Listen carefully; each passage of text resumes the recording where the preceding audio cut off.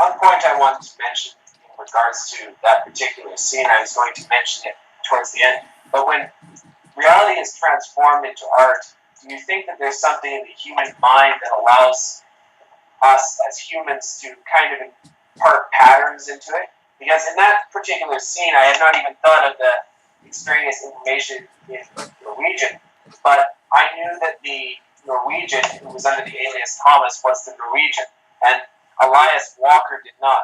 Can you give examples too out of your life in which the patterns may have been there, but you didn't detect them because you were in the midst of it? I'm going to be doing. I told you how the last couple of years I had lost a job at this retail company, and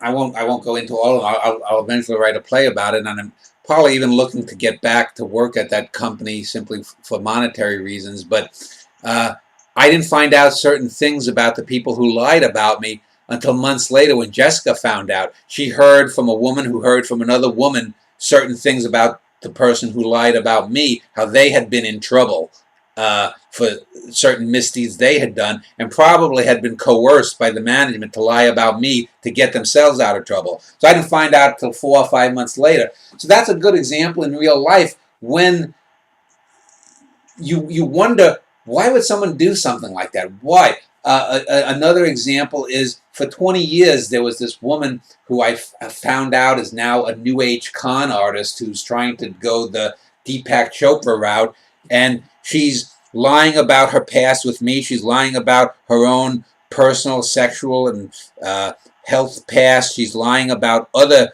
men in her life and other incidents in her life. And it seems to me that she's doing so only because she wants to sell a book and become like a Deepak Chopra New Age guru. Now, I don't know if she's really just so sick and depraved and pathological, or is it for 20 years, if she had spent enough time crafting this total fiction of a life of hers, as if she put that energy into her art, she might have become a good writer. Not a great one, but a good one, instead of just being a failure and then having to go off that. So why people do things, I don't know. But that's the thing that makes things interesting. And that's one of the things when I'm talking about those spokes, those hubs of drama, is there are always going to be spokes.